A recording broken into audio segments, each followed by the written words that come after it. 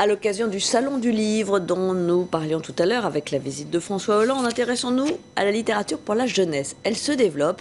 Un exemple avec la trilogie Strom, écrite par un couple de Parisiens qui connaît déjà un énorme succès. Voyons pourquoi avec Jean Chubillot et Éric Delpech. Inséparables. À gauche, Emmanuel travaille dans des universités. À droite, Benoît, conseiller au musée du Louvre. Et si l'on parle d'eux, c'est qu'ils vendent leurs livres comme des petits pains. Numéro 7. Chaque ouvrage naît d'un travail commun. On leur doit notamment la saga Strom, une trilogie fantastique parmi les meilleures ventes pour jeunes.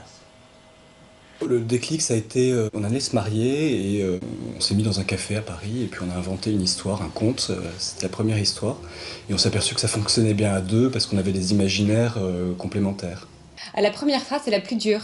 Et c'est vrai qu'en général, comme c'est lui qui fait les premiers jets, je le laisse faire cette première phrase difficile. En revanche, on trouve toutes nos idées ensemble et c'est ça qui est vraiment très agréable.